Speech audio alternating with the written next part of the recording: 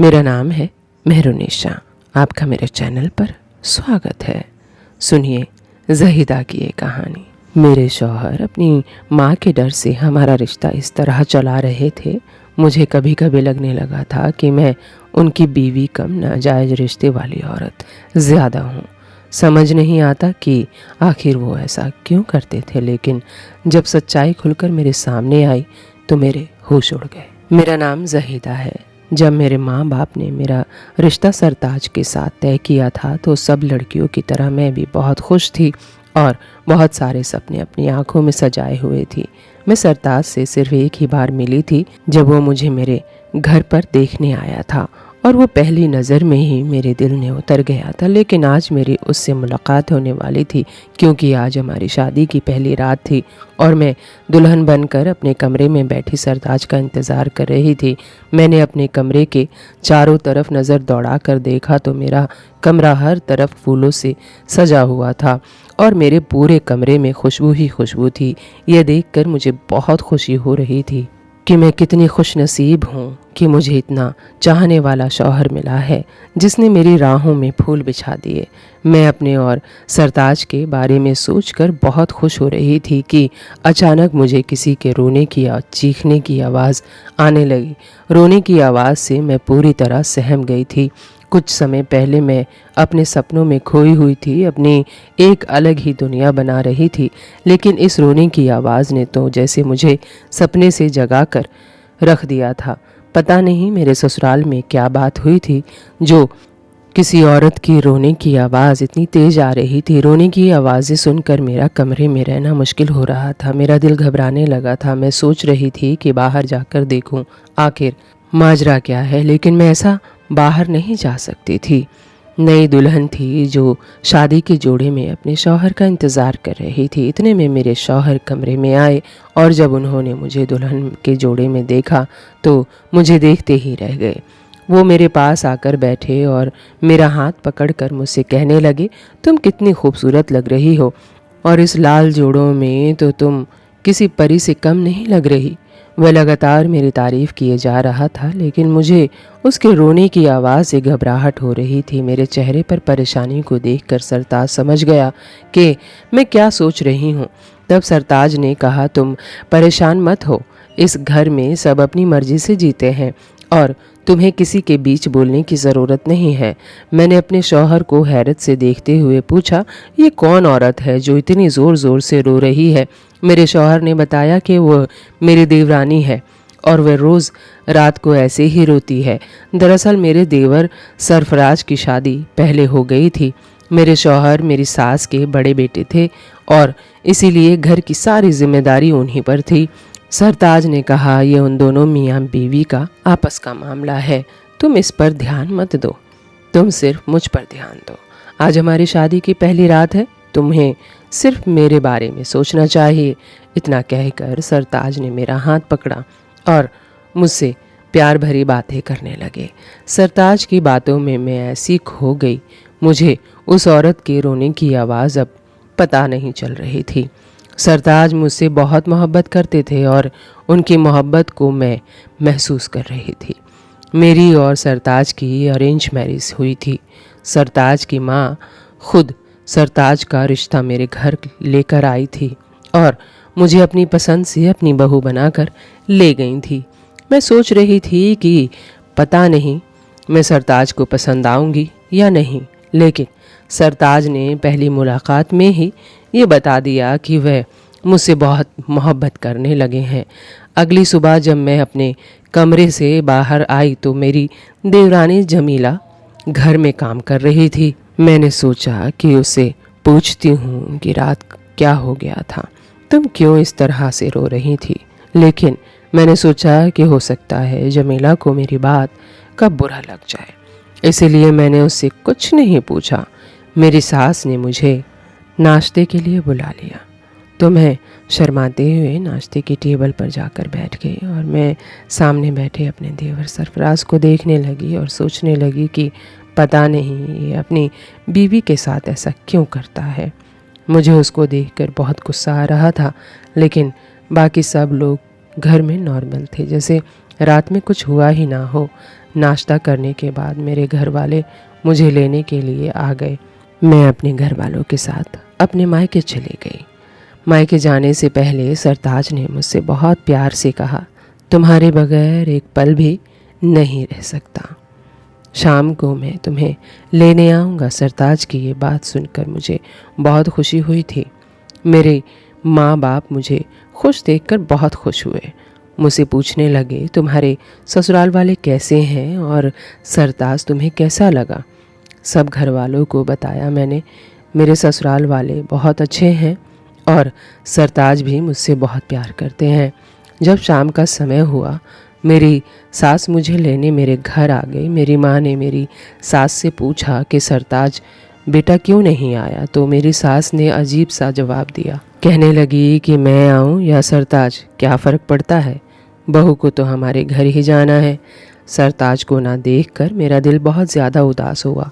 मैं बहुत बेसब्री से सरताज का इंतज़ार कर रही थी और फिर हम लोगों ने खाना खाया। खाना खाने के बाद मैं सास के साथ अपने ससुराल वापस आ गई।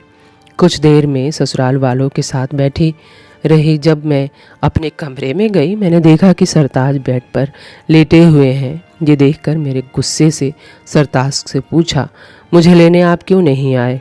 उसने कहा कि हमारे घर का यही दस्तूर है। ये कहकर उसने मुझे अपनी तरफ खींच लिया। मैंने उससे कहा कि छोड़िए, मुझे आपसे बात नहीं करनी। सरताज ने मुझसे कहा कि तुम मुझसे नाराज़ हो, मैं तुम्हारी नाराज़गी दूर किए देता हूँ। फिर सरताज ने मुझसे प्यार भरी बातें करने लगे। मुझसे कहने लगे कि मेरे बिना उनका दिल नहीं लग रहा था। वो मेरा बेसब्री से इंतज़ार कर रहे थे। हम बातें कर ही रहे थे कि फिर से जमीला के रोने की आवाज़ आने लगी। मैं आवाज़ सुनकर हैरान रह गई और मैं सोचने लगी कि आखिर क्या माजरा है, क्यों मेरी देवरानी जमीला रोज़ रोया करती है। मैंने सरताज से पूछा तो वो कहने लगे, मैंने तुम्हें मना किया है, तुम उन मियाँ बीवी के मामले से दूर रहोगी। वे कुछ भी करें, हमें उनसे क्या, तुम सिर्फ मेरे ऊपर ध्यान दो। लेकिन मैं उस आवाज़ को इग्नोर नहीं कर पा रही थी। यही सोचते सोचते मैं सो गई। फिर अगली सुबह जब मैं उठी तो मेरी तबीयत कुछ ठीक नहीं लग रही थी। फिर भी मैं तैयार होकर नाश्ते के लिए बाहर आ गई। जब मैं बाहर आई तो कल की तरह आज भी जमीला सबके लिए नाश्ता बना रही थी। मेरी सास मेरी देवरानी जमीला को किसी बात पर डांट रही थी। सरफराज भी वहीं बैठा सब कुछ सुन रहा था, लेकिन उसने अपनी माँ से कुछ नहीं कहा। मेरी शादी को 3 हफ्ते हो गए, लेकिन सरफराज और जमीला एक साथ बैठकर खाना भी नहीं खाते थे। मियाँ बीबी का साथ बैठकर खाना गलत समझा जाता था। मेरे ससुराल के नियम बहुत अजीब थे।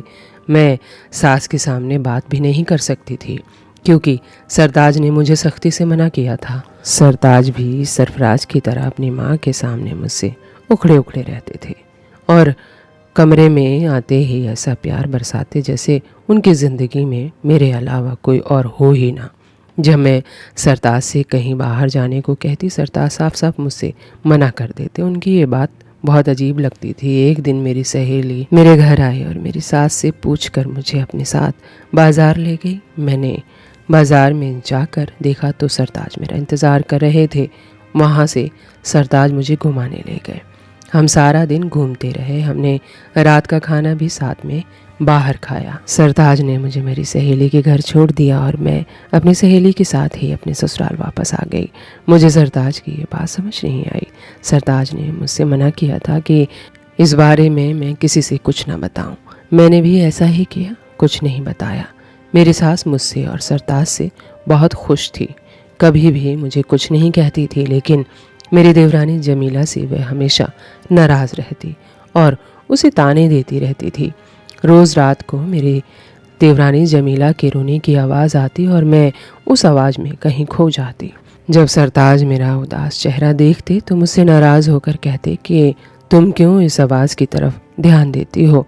मैंने सरताज से कहा, अपने भाई से बात क्यों नहीं करते। उन दोनों में मियाँ बीवी का जो भी झगड़ा है, आखिर बात करके इस झगड़े को ख़त्म करें। सरताज ने मुझसे कहा, मुझे कोई ज़रूरत नहीं है उन दोनों के बीच में बोलने की, और माँ इस घर की बड़ी है, माँ देख लेगी क्या करना है और क्या नहीं करना। मैंने भी सोचा कि सरताज ठीक कह रहे हैं, आखिर माँ को ये सब देखना चाहिए और उनकी जो भी लड़ाई है ख़त्म करवानी चाहिए।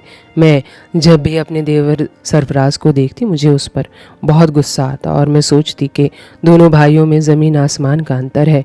एक ये है जो अपनी बीवी पर इतना जुल्म करता है, उसे मारता पीटता है, और एक मेरे शौहर हैं जो मुझ पर जान छिड़कते हैं, मेरे लिए कुछ भी करने को तैयार रहते हैं, मुझे अपनी पलकों पर बिठा कर रखते हैं और ये ना जाने क्यों अपनी बीवी पर इतना जुल्म करता है और इसकी बीवी बेचारी इसे कुछ नहीं कहती। एक दिन सरताज ने मुझसे कहा कि वो अपने दोस्त की शादी में जा रहे हैं। मैंने सरताज से कहा कि मैं तुम्हारे साथ चलूँगी, पर सरताज ने मुझसे कहा हमारे यहाँ घर की बहुएं दोस्तों की शादी में नहीं जाती। ये सुनकर मैं खामोश हो गई और सरताज अकेले अपने दोस्त की शादी में चले गए। मैं अपने कमरे में लेटकर सरताज की यादों में खोई हुई थी कि रोज़ की तरह मुझे फिर से रोने की आवाज़ आने लगी। मैंने बहुत कोशिश की कि मैं उन आवाज़ों की तरफ ध्यान न दूँ, लेकिन मुझसे रहा नहीं गया। मेरा ध्यान उन आवाज़ों की तरफ चला ही जाता था। सरताज होते थे तो वे मुझे अपनी बातों में उलझा कर रखते थे, लेकिन आज वो घर पर नहीं थे तो मेरे पास मौका था। मैंने सोचा कि जाकर देखती हूँ आखिर कमरे में होता क्या है। मैं चुपके से अपने कमरे से बाहर निकली ताकि मेरी सास को पता ना चल जाए और दबे पैर अपने देवर सरफराज के कमरे की तरफ जाने लगी। मैंने कमरे के पास जाकर देखा तो उसके कमरे की कुंडी नहीं लगी थी। जब मैंने डरते डरते उसके कमरे का दरवाज़ा खोला और मैंने अंदर जो देखा वह देखकर मैं दंग रह गई। आंखें फटी की फटी रह गई कि आखिर ये क्या माजरा है। मेरे देवर देवरानी भी मुझे अपने कमरे में ऐसे अचानक देखकर हक्का बक्का रह गए। उन्होंने सोचा भी नहीं होगा कि मैं अचानक उनके कमरे में आ जाऊंगी। अंदर का नज़ारा ऐसा था कि मैं अपनी आंखों पर यकीन नहीं कर पा रही थी। अंदर जाकर मैंने देखा कि मेरे देवर और देवरानी आराम से बैठकर एक दूसरे को बहुत प्यार से खाना खिला रहे थे और उनके पास एक मोबाइल रखा हुआ था जिसमें से रोने की आवाज़ आ रही थी और ये रोने की आवाज़ मेरी देवरानी जमीला की ही थी। जमीला ने मुझे देखकर अंदर बुलाया और अपने पास बिठा लिया। मैं तो हैरत से अपने देवर सरफराज को देवरानी जमीला का चेहरा देख रही थी और कुछ देर खामोश ऐसे ही बैठी रही। हम सब एक दूसरे के चेहरे देख रहे थे। उसके बाद मैंने सरफराज के और जमीला से पूछा कि ये सब क्या है। मेरी तो कुछ समझ में नहीं आ रहा था। आप रोज़ाना रोती हैं और इस घर में किसी को कोई फ़र्क नहीं पड़ता। मैं तो आप दोनों का झगड़ा ख़त्म कराने सुलह कराने आई थी, लेकिन यहाँ तो कुछ और ही चल रहा है। क्या आप दोनों मुझे बताएंगे क्या बात है, या फिर मैं माँ जी से सब कुछ पूछ लूँ। ये सुनकर जमीला ने मुझे रोक लिया और तब जमीला ने मुझे बताया मैंने और तुम्हारे देवर ने लव मैरिज की थी। हम एक साथ ही एक कॉलेज में पढ़ते थे, एक दूसरे से बहुत प्यार करते थे, लेकिन यहाँ इस घर में किसी को लव मैरिज करने की इजाज़त नहीं है। जब तुम्हारे देवर ने मुझसे शादी करके मुझे इस घर में लेकर आए, तभी से मेरी सास ने मेरा जीना दुश्वार कर दिया था। दिन रात यही कोशिश करती रहती थी कि हम दोनों में लड़ाई झगड़ा होता रहे और ये मुझे छोड़ दे और उसकी पसंद की लड़की से शादी कर ले। और मेरी सास हमेशा मेरे काम में नुक्स निकालती, तो कभी मेरा बनाया हुआ खाना खराब कर देती, तो कभी कहती कि मैं उनका ख्याल नहीं रखती। हमेशा किसी न किसी बात पर मुझे सुनाती रहती। सरफराज से कहती कि तेरी बीवी से एक भी काम नहीं होता, इसके माँ बाप ने इसे कुछ नहीं सिखाया, मेरी बात मान, इसे छोड़ दे, मैं तेरी शादी कहीं और करा दूंगी। लेकिन हम दोनों ने एक दूसरे से इतनी मोहब्बत करते थे कि अम्मा की लाख कोशिशों के बाद भी हमारी ये मोहब्बत ख़त्म नहीं हुई। अम्मा रोज़ मुझे ताने देती और मुझे कोसती रहती। जब हम दोनों एक साथ बाहर खाना खाने जाते तो वो मुझे बहुत बुरा भला कहती थी कि मेरे बेटे को मुझसे छीन लिया, मेरे घर में फूट डलवाने के लिए कहाँ से आ गए। लेकिन मैं सब कुछ चुपचाप सुनती रहती, कभी उनसे कुछ नहीं कहती। एक दिन हमारा किसी बात को लेकर छोटा मोटा सा झगड़ा हो गया। ये देखकर मैं बहुत खुश हुई और उस दिन उन्होंने मुझसे कुछ नहीं कहा। तभी मैं समझ गई कि ये चाहती हैं कि हम दोनों के बीच में झगड़ा रहे और हम दोनों एक दूसरे से लड़ते झगड़ते रहें, आपस में खुश नहीं रहें। फिर हम दोनों ने मिलकर एक प्लान बनाया। हम दोनों सबके सामने एक दूसरे से लड़ाई झगड़ा करेंगे और एक दूसरे से बात नहीं किया करेंगे। सबको ऐसा दिखाएंगे जैसे हमारे बीच में बहुत लड़ाई रहती है और हम दोनों एक दूसरे से खुश नहीं हैं।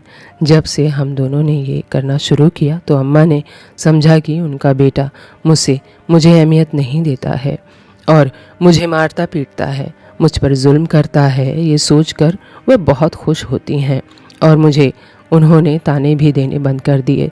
तब से हमने यही करना शुरू कर दिया। हम सबके सामने ऐसे रहते हैं जैसे हम दोनों एक दूसरे से खुश नहीं हैं, लेकिन हम दोनों एक दूसरे से बहुत खुश हैं और हम एक दूसरे से बहुत मोहब्बत करते हैं। एक दूसरे के बिना नहीं रह सकते। सरताज को भी सब कुछ पता है और वो समझदार है, इसीलिए वह माँ के सामने तुमसे कोई बात नहीं करता, ना ही माँ की किसी बात का उल्टा जवाब देता है। क्योंकि अगर अम्मा को पता चल गया कि वह तुमसे खुश है और तुम्हें खुश रखता है तो वो तुम्हारा भी जीना हराम कर देगी।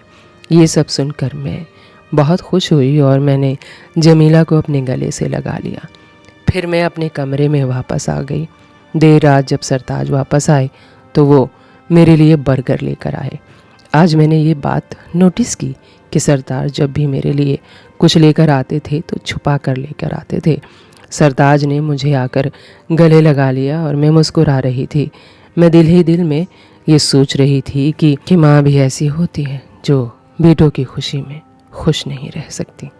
जब माँ ऐसी होती हैं तो बेटों को कोई ना कोई राह निकालनी ही पड़ती है। इसीलिए दोनों भाइयों ने बीच का रास्ता चुना। वह अपनी माँ के सामने माँ की मर्जी से रहते हैं ताकि माँ खुश रहे और कमरे में बीवी को भी खुश रखते हैं। कभी कभी रिश्तों को बचाने के लिए हमें ऐसा कदम उठाना पड़ता है। उम्मीद है आपको मेरी ये वीडियो अच्छी लगी होगी। चलते चलते 2 लाइन कह देती हूँ। दिमाग में बेशक दुनिया जीती जाती है, दिल तो मगर आज भी दिल से ही जीता जाता है। वीडियो अच्छी लगी हो तो चैनल को सब्सक्राइब कीजिएगा, लाइक कीजिएगा, शेयर कीजिएगा और हाँ, बेल आइकन को दबाना